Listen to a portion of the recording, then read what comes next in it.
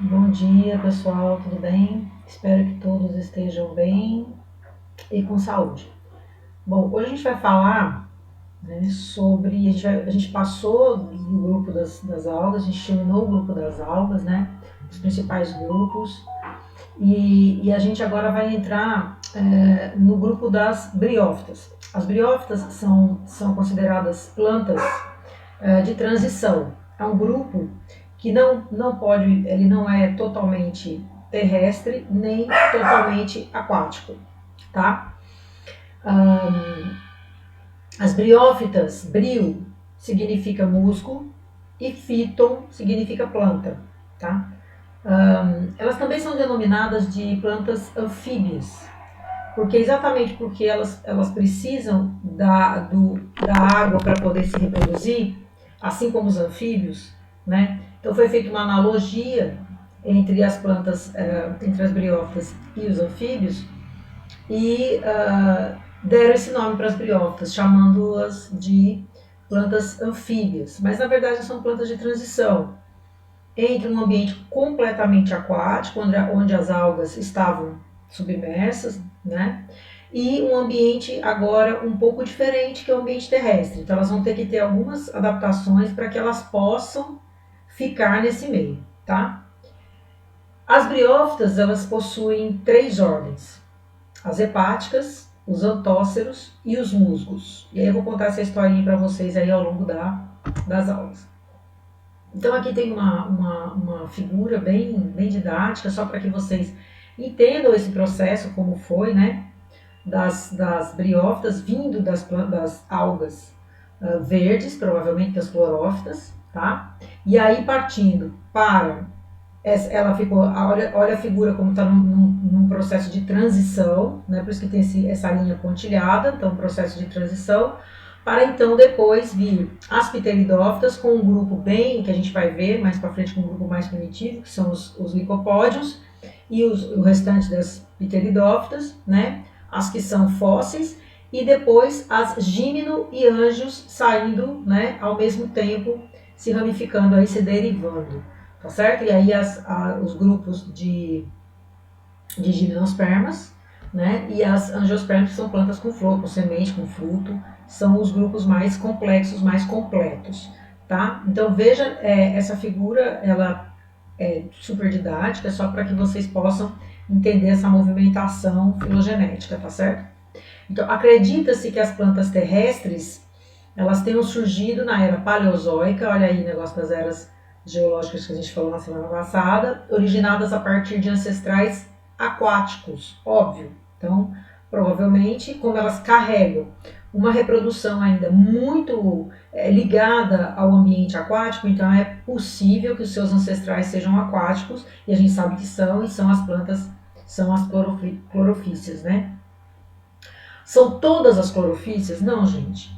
É um grupo dentro das clorofícias, provavelmente as caráceas, né? Ou coleochatales, né? São 2 ordens, carales e coleochatales, são ordens separadas. Essas 2 ordens é que acabam tendo características que se aproximam muito das plantas terrestres, das briófitas, tá? Então, quando a gente fala que são as algas verdes, não são todas as algas verdes, mas alguns grupos dentro do grupo das algas verdes provavelmente derivaram a ponto de surgir as briófitas, tá certo? Quais são as indicações que as plantas terrestres originaram-se das algas verdes? A presença de clorofila A e B, então o pigmento continua perpetuando, então provavelmente veio de um outro ancestral, né? Reserva de carboidratos, celulose, fragmoplasto e oogamia. Se vocês perceberem aí, nós temos um cladograma, né, mostrando as apomorfias.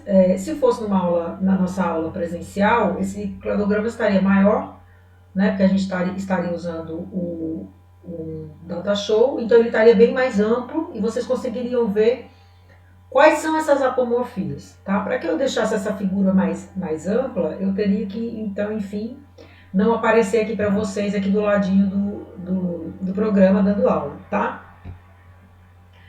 do lado do slide, tá certo? E então, como eu acho importante, isso apareceria a minha voz, né? Como eu acho importante eu também aparecer, para que vocês tenham uma presença, né? Eu acho que isso psicologicamente é importante. Essa figura ficou um pouco pequena, né? Desse ponto de vista das aulas remotas, tá certo? Porque essas aulas foram preparadas para aulas presenciais, né? Onde no Data Show a gente pode aumentar bastante e ver essas apomorfias. Então, em cada um desses grupos que vocês estão vendo aqui, ó, as algas verdes, as briófitas, e aí ele faz uma chave, né, mostrando a separação das algas verdes, os grupos mais próximos das briófitas dentro das algas verdes, que foram esses grupos que eu acabei de falar para vocês.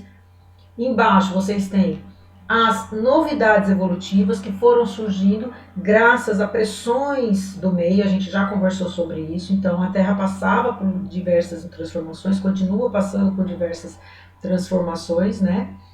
E aí você acaba tendo uma série de fatores, de novidades evolutivas que vão favorecer alguns grupos em detrimento de outros. E assim se dá o processo evolutivo. A gente já conversou isso numa aula síncrona bastante. Espero que vocês tenham entendido. E depois tem uma chave com as briófitas.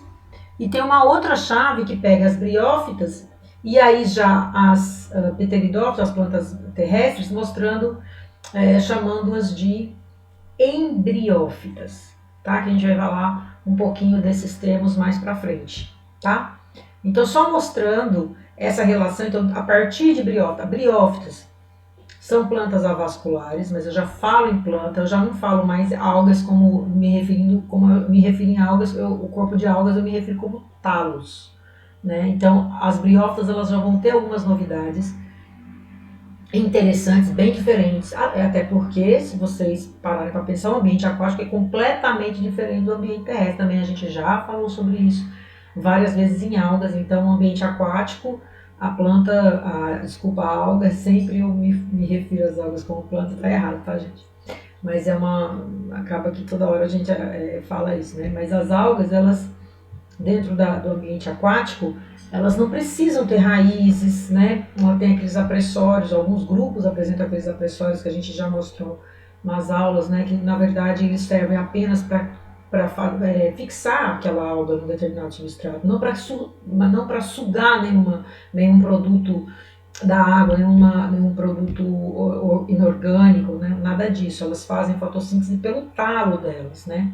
Onde estão presentes cloroplastos, fazem muita reprodução assexuada e sexuada também, né, na alternância de gerações. Espero que vocês tenham entendido a alternância de gerações, né, que é muito comum dentro do grupo das algas de maneira geral, com as exceções de grupos como os dinoflagelados, que além da fotossíntese ainda é capaz de de ser heterotrófico, né, de ainda ter que captar o seu alimento, enfim.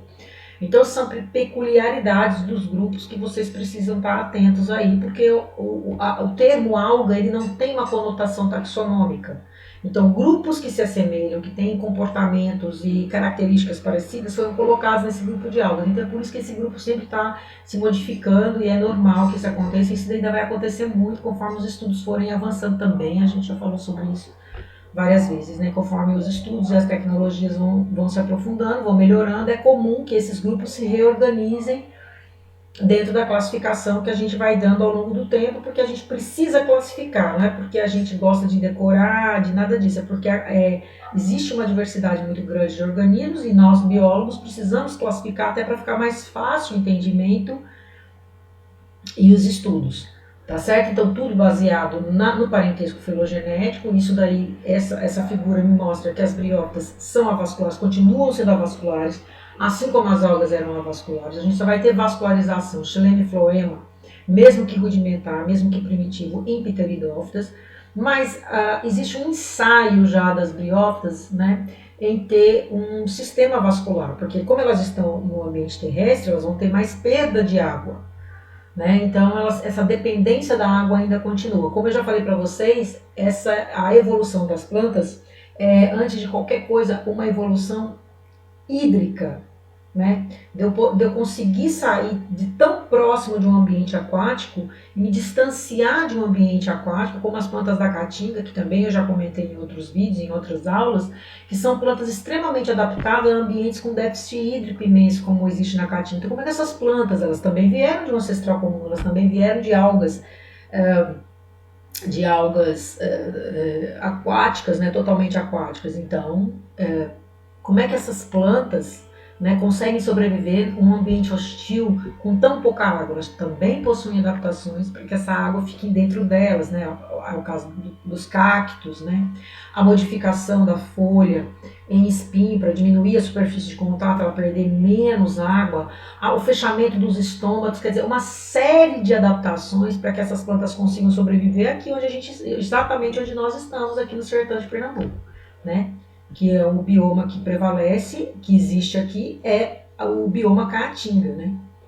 Com todas as adaptações maravilhosas de um bioma extremamente resiliente, né? Capaz de perder todas as suas folhas. Então eu tenho uma caatinga caducifólia, que é essa capacidade de perder as folhas exatamente para que eu previna a perda de água. Então eu perco as folhas, fico só com os caminhos, é como se a caatinga ela entrasse em hibernação. Então ela fica um tempo ali quietinha, diminui o metabolismo de toda a mata, esperando os momentos propícios para que ela possa se reproduzir rapidamente assim que começar a chover.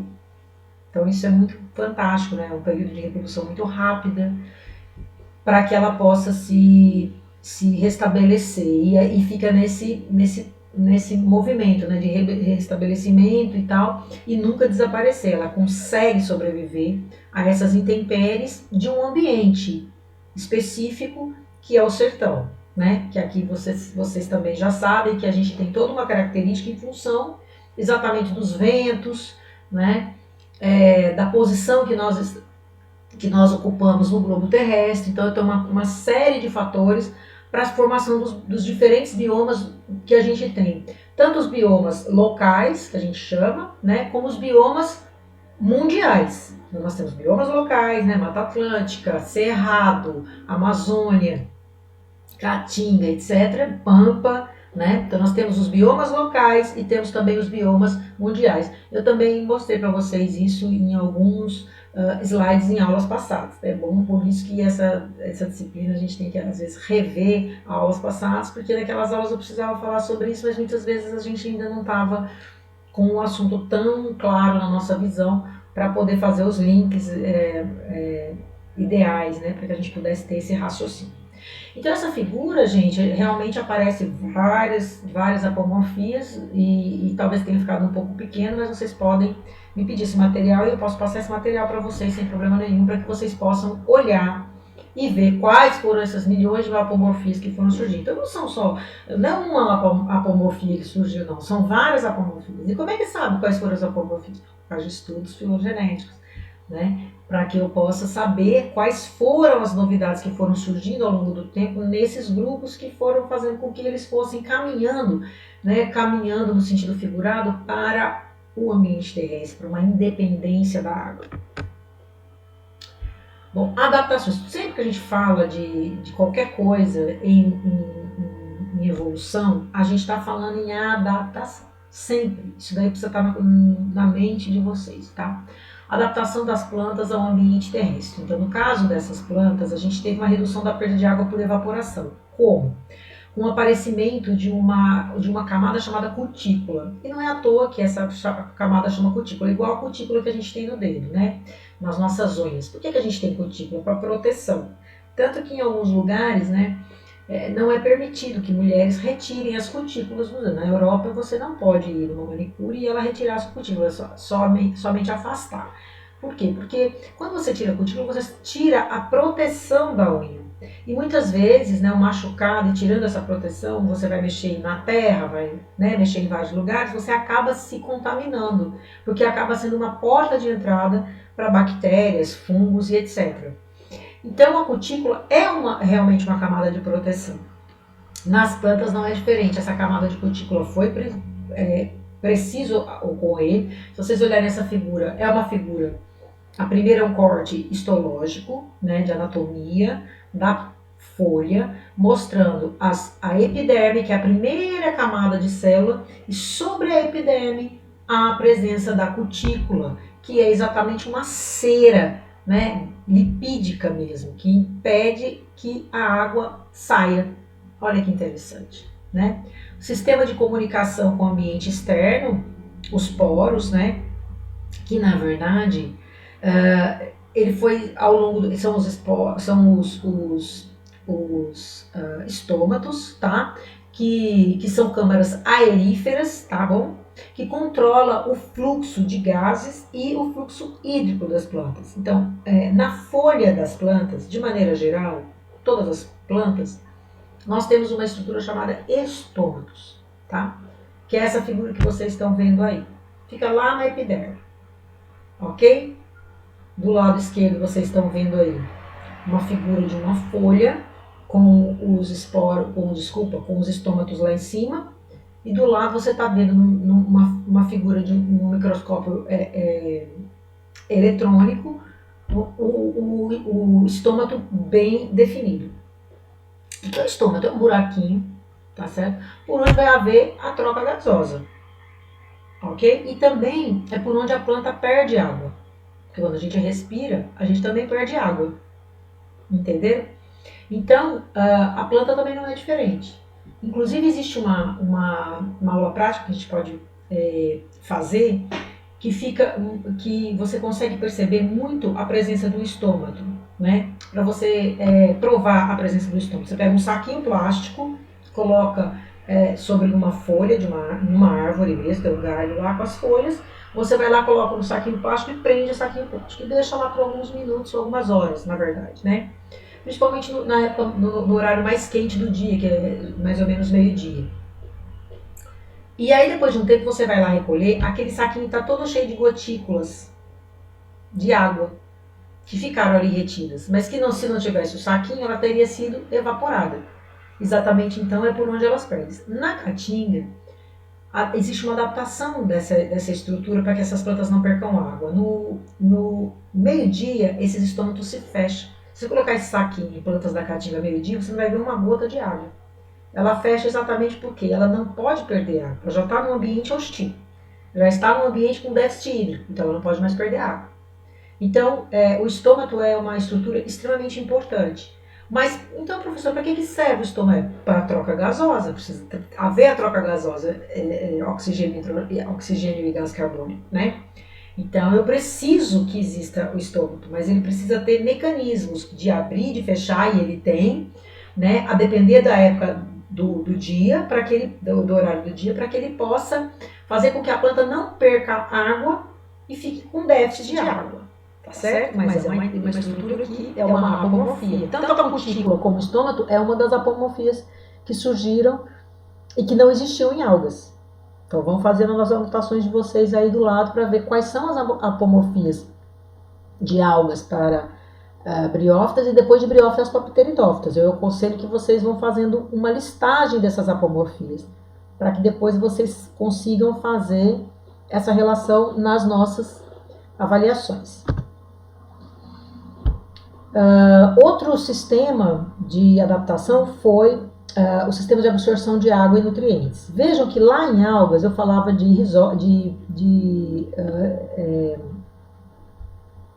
não era risóide, olha, agora me fugiu a palavra aqui. Era um sistema também muito parecido, né? Com raízes, mas que eu falei, até nessa própria aula eu já falei, que eles serviam apenas para fixação. No caso agora das briófitas, né, esse sistema de água, esses rizóides e raízes, ele tem sim uma função de fixação e de absorção, mesmo que pouca absorção, porque as briófitas, elas, no caso de briófitas, aqui eu estou falando de plantas terrestres de uma maneira geral, mas as briófitas, no caso de briófitas, elas têm essas raízes e elas não absorvem tanto pelas raízes ainda, porque elas podem absorver pelo próprio corpo delas, tá certo? Elas ainda continuam absorvendo pelo próprio corpo. Mas nas plantas terrestres, de uma maneira geral, como é o caso que eu estou falando aqui, aí você já tem a modificação de rizóides em raízes, e aí sim, absorção. E aí, gente, a condução de água, sais e outras substâncias através das plantas. Se eu tenho raízes que vão sugar essas substâncias, né, eu tenho como conduzir essa água e os sais minerais e outras substâncias para todo o corpo da planta. Então eu tenho a lignina.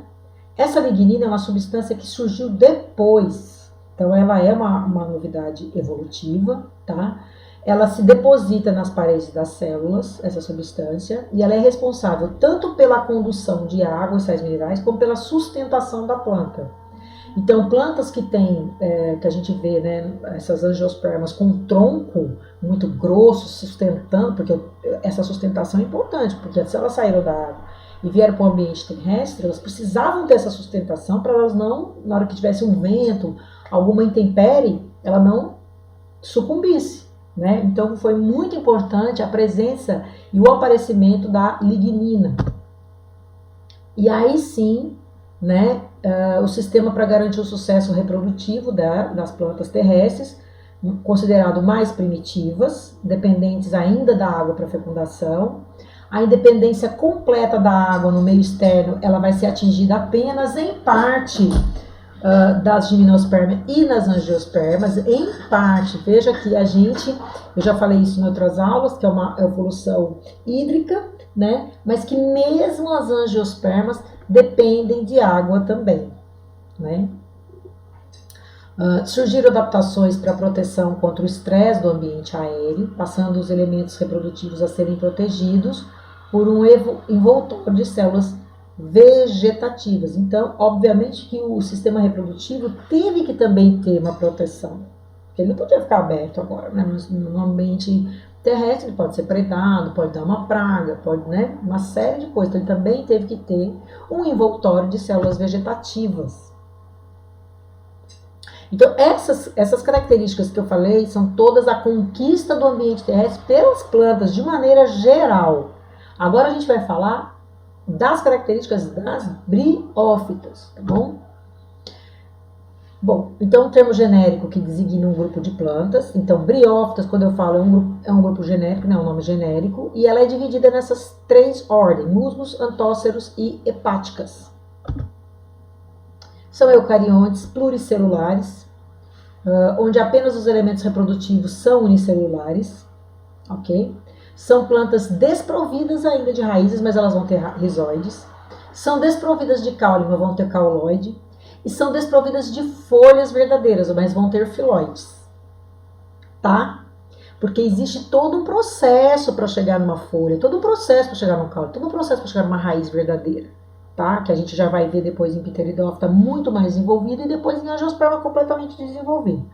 Mas,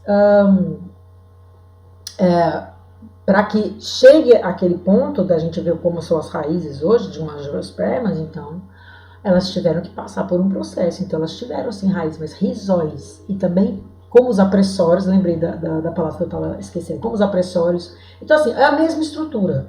Porém, dependendo do grupo, ela vai ter outro nome. Então, em algas, essas raízes chamam-se apressórios. Qual a função? Apenas sustentação no substrato. Quando eu chego em briófitas, eu falo em rizóides. Não é uma raiz verdadeira, mas é um rizóide. É uma tentativa de uma raiz verdadeira organizada. Inclusive, a gente vai ver na aula prática alguns cortes, né, anatômicos. Não tem caule, mas tem cauloide. Então, eu tenho já algumas estruturas, sim. Interessante observar isso, tá certo? E depois eu vou falar raiz, caule, folha, já vou falar isso melhor em angiospermas. Até em Pteridófita eu ainda não falo totalmente em raiz, eu não falo totalmente em caule, vocês vão ver isso, ok? São plantas não vasculares, ou seja, não tem xilema e floema verdadeiro, organizado, bonitinho, assim como Pteridófita também não tem. Totalmente organizado, não. Alguns grupos de Pteridófitas mais derivados vão ter mais organizadinho. Vocês vão ver que aqui no corte, na aula prática, os cortes são mais organizados. Porém, a gente não pode se esquecer que, como ela já está no ambiente terrestre, já tem uma tentativa de xilema e floema, que é chamado de hidroide e leptoide. Então, as briófitas não têm xilema e floema, que são como é que chama? O tecido vascular de levar água e trazer sais minerais, porque a raiz leva água para todo o sistema e, contrária a ela, mas do lado dela, uma sobe, outra desce, lá nas folhas, eu falando de angiospermas, lá nas folhas acontece a fotossíntese, tem a produção de glicose, e essa glicose, que é o alimento que foi produzido é passado para o resto das plantas, elas precisam voltar. Então, quem faz isso? Seiva bruta e seiva elaborada. Seiva bruta a água, seiva elaborada a glicose. Quem faz isso? Xilema e floema. Em briófitas, eu não tenho o xilema e floema verdadeiro, organizadinho, não tenho. Mas eu tenho o hidroide, que leva água, e tenho o leptoide, que já é uma tentativa que mais pra frente eles vão se organizar para virar xilema e floema. Essa é uma das características principais, gente, porque se eu tô saindo do ambiente totalmente aquático, eu preciso ter alguma coisa que me dê essa garantia de ter água, tá? Elas possuem clorofila A e B. O material de reserva é o amido. A parede celular é de celulose, com presença de cutícula. Agora, essa cutícula, numa planta da Mata Atlântica, uma angiosperma qualquer da Mata Atlântica, essa cutícula nem vai ser tão grossa. Por quê? Porque a Mata Atlântica é um bioma úmido, muito úmido. Para quem já andou dentro de uma mata no litoral, aquela mata toda que faz parte do litoral, que a gente vê quando a gente vai para o litoral, é a Mata Atlântica. Então ela é muito úmida. Então essa cutícula não precisa ser tão grossa, porque eu tenho água ali. Então eu não vou gastar energia para produzir uma cutícula tão grossa. Mas quando eu venho para a caatinga, a cutícula é muito grossa. Tá certo? Aqui você tem a folha das plantas da caatinga, elas são pilosas, tem muito pelo. Elas têm espinho, elas são folhas mais reduzidas, quando não enroladas no formato de espinho, o espinho é uma folha que se transformou, ela ficou enrolada para diminuir a superfície de contato, perder menos água, né? Ao invés dela ser uma folha desse jeito, ela sendo assim, olha como ela diminuiu a superfície de contato dela, né? Ela sendo só esse pedacinho, assim ela vai perder muito mais água, a superfície de contato. Se ela é só um espinhozinho, vai perder muito menos água, né? Mas as plantas da caatinga, elas têm uma cutícula grossa, tanto que a folha é muito serosa, grossa, tá? Por conta do bioma, ou seja, pressão ambiental, sempre, e adaptação.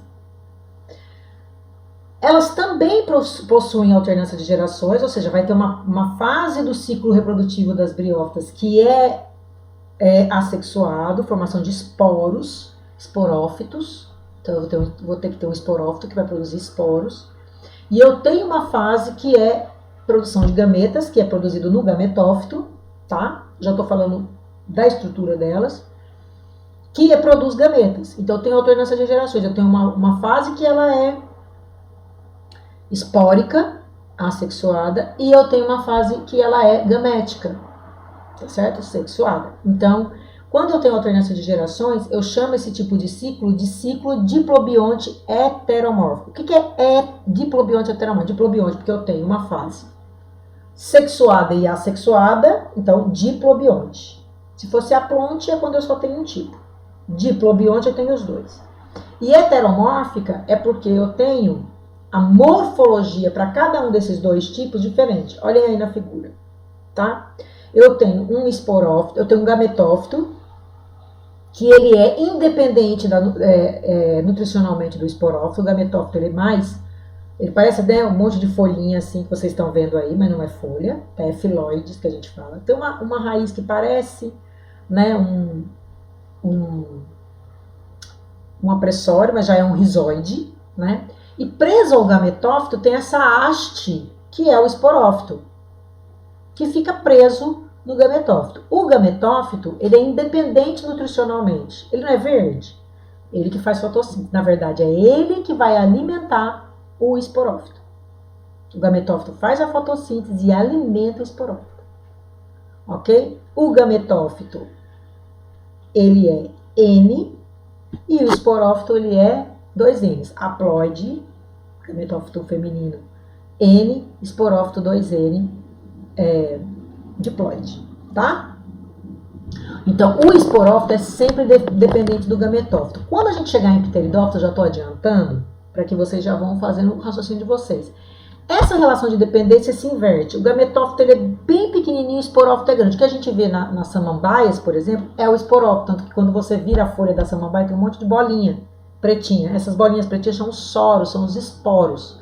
Então, o esporófito na samambaia é o que a gente visualiza. O gametófito a gente nem vê, porque ele fica embaixo da terra, no caso das pteridófitas, ele desaparece. Ele é reabsorvido, tá? Mas ele existiu em um momento. No caso das briófitas, é o contrário. O que a gente visualiza são os dois. A gente vê o gametófito, mas a gente só vê o esporófito quando chove. Assim que choveu, esse esporófito aparece, que é essa hastezinha, tá? Que é o que vocês estão vendo aí nessas fotos do lado esquerdo. Fotos verdadeiras. É esse esporófitozinho sujo. Choveu, ele tá lá. Porque ele já sabe que vai ter que fazer a reprodução. Então ele precisa estar lá, tá? E ele é totalmente dependente do gametófito, que é o corpo que vocês estão vendo aí, que é o que faz fotossíntese. Ele fica preso ao gametófito, tá bom? Essa é a briófita típica. Nem todas as briófitas vão ter esse corpo aí que eu tô mostrando para vocês, mas essa é um musgo típico, tá certo? É um musgo típico. E a reprodução é ogâmica.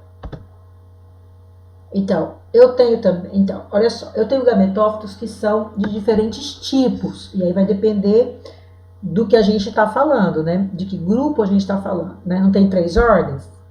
Então, cada uma delas vai ter um tipo de gametófito. Todas têm gametófito e esporófito, porém, o tipo é que é diferente, a característica do gametófito é que é diferente. No caso aqui, eu tenho gametófitos talosos. Nesse caso, dos gametófitos talosos, parece um talo que já vem das algas, né? Ele é plano, um pouco diferenciado externamente lobado, dicotômico com rizoides. Dicotômico assim, com rizoides, tá? É o caso da marcantia, que é essa que vocês estão vendo aí em cima. E no caso dos folhosos, não falei para vocês que parecia folhas o gametófito? No caso dos folhosos, ele é diferenciado em caulídeo, filídeo e rizoides. Lembrando que esse rizoide não tem a função de absorção, mas sim de fixação, tá? Com tecidos condutores ainda bem primitivos, hidróide e leptóide. Tanto que, como ela não tem o tecido de condução, xilema e floema, as briófitas não podem ser grandes. Porque para ser grande, imagina, tem que ter a água para levar para lá para cima e depois tem que ter um sistema bastante eficiente para trazer a glicose e espalhar por todo o corpo do vegetal. Então, as briófitas, ela tem uma característica muito peculiar. Elas são diminutas, elas são pequenas, bem próximas ao substrato onde elas estão. Você não vê uma briófita grande, nunca na tua vida. Você vai ver briófita sempre pequenininha, tanto que é um grupo dos mais bonitos. Tá? Eu tenho um aluno que está trabalhando com isso.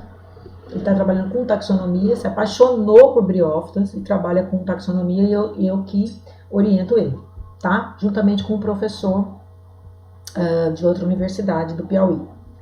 Ok? Então, o esporófito, ele é dividido, ele vai ter essas divisões que vocês estão vendo aí. Aqui anteriormente nós temos, no caso dos folhosos, essas divisões. É filídeo, não é folha, nem caule. Não é folha nem talo. Talo é o que a gente falava quando eu me referia a algas. Aqui eu estou falando filídeos, caulídeo e rizoides, tá? Eu já tenho uma tentativa de organização tecidual para ficar ereto, né? Para ter sustentação, mas eu ainda não tenho lignina aqui. E o esporófito, ele é dividido nessas 3 estruturas. Eu tenho uma cápsula, olha aí, vocês estão vendo uma fotografia de uma briófita no campo. Então eu tenho lá, olha, ela está presa ao gametófito embaixo, fica presa, que ela depende, né? Ela não faz fotossíntese. O esporófito não faz fotossíntese no caso das briófitas, isso vai se inverter no caso das pteridófitas. Então, esse esporófito é dividido em cápsula, seta, que é o corpinho dela, e um pé, que é preso no gametófito. Tá certo? Então, isso vocês precisam saber? Precisam. Tá? Então, esse é o típico musgo. Cápsula, seta e pé. Olha lá, filóide, cauloide e rizoide. Lembrando que o esporófito é sempre 2N, enquanto que o gametófito é N. Gametas N. Se ele vai produzir gameta, ele tem que produzir, ele é haploide. Ele tem que produzir um gameta com outro gameta masculino com feminino para juntar e dar um diploide, enquanto que o esporófito é sempre 2N. Tá? Características, né, ocorrência e características de ambientes, característicos de ambientes terrestres úmidos, tá? Áreas de pouca umidade, como cerrado, caatinga, deserto, continente antártico, eu vou ter pouquíssimas briófitas. Ela é de ambientes úmidos. Professor, aqui na região a gente tem poucas briófitas, pouquíssimas, em áreas altas, tá? E que ainda perto de cachoeiras, nós temos algumas cachoeiras aqui, e aí a gente vai ter briófita e vai ter pteridófita, mas elas não são um grupo de organismos, né, de espécies que a gente encontra no sertão, tá? Tem pteridófita na caatinga? Tem. Altamente adaptada, linda, maravilhosa. Inclusive eu tenho ela, eu tinha esse cata dela, que a gente perdeu, né? Quando alagou todo o laboratório, a gente acabou perdendo, porque estava dentro do freezer essas essicatas feitas pelos alunos em aulas de campo, coletaram e fizeram as essicatas de briófitas e de pteridófitas, e algumas dessas se perderam, e tínhamos lá representantes de pteridófitas que existem na caatinga, e ela é extremamente adaptada, porque como a caatinga chove pouco, ela se enrola toda, depois eu vou falar porque ela se enrola exatamente para não perder água. Então ela fica toda enrolada, quando chove ela desenrola toda a folha dela, que ela vai aproveitar para reproduzir. É linda. Então, esses organismos, por isso que a gente tem que fazer essa viagem dentro da disciplina para Barra Grande. Porque a gente vai para um lugar úmido, a gente vai para a Mata Atlântica, onde a gente tem briófita e pteridófita, e a gente vai para o mar, onde tem as algas. Então, essa disciplina, ela trabalha com organismos, com grupos que a gente não encontra aqui.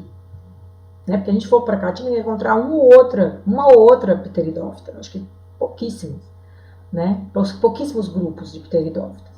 Em épocas muito restritas, muito próximas de épocas que vai chover, né? Assim, quando chove, que elas vão brotar. Se a gente for na época seca, elas estão todas escondidas, para não perder água, então a gente não vai achar, tá? Não significa que não exista pteridófita na caatinga, pelo contrário, existe sim, porém muito menos do que angiospermas, mas muito mais do que a gente achava que existia, né? Eu assisti uma palestra há alguns anos atrás de um professor, depois até ele virou meu amigo, o professor Sérgio Xavier, ele é da Federal da Paraíba, e a tese de doutorado dele foi super famosa exatamente porque ele resolveu estudar pteridófitas em ambientes que não eram úmidos, e achou até uma grande quantidade de espécies, tá? Substratos tais como troncos vivos ou em decomposição são os locais que as briófitas mais gostam de estar. Superfícies de rochas, solos arenosos, argilosos e calcários, folhas vivas, barrancos úmidos, tudo isso você tem briófitas, né? Até naquela aguinha que cai do ar-condicionado que eu falei para vocês, que pode ser cianobactéria, que pode ser briófita, eu tenho que fazer uma análise para ver quais são. Posso até ter as duas juntas ali, né? Sempre dependem de água, ao menos para o deslocamento do anterozoide flagelado até a osfera. Então, possuem gametas com flagelos. Lembra da historinha do flagelo? Como é importante. Então, os gametas, o anterozoide, que é o gameta masculino, ele possui flagelo para nadar até a osfera, que é o gameta feminino. Anterozoide ou osfera. Tá? E eles são produzidos dentro do gametófito. São guardadinhos dentro do gametófito. O tamanho das briófitas, como eu já falei para vocês, está relacionado à ausência de vasos condutores, então no máximo elas chegam a 50 centímetros de tamanho, e esses 50 centímetros só em ambientes extremamente úmidos. Se for um ambiente muito seco, como a gente tem aqui, elas vão ter tamanho pequeno, tá? Em alguns grupos de musgos, a seta pode atingir de 15 a 20 centímetros, tá? Também em ambientes totalmente úmidos. E aqui nós vamos falar das divisões e nós vamos do sistema de classificação, e eu vou falar algumas peculiaridades para vocês, tá certo?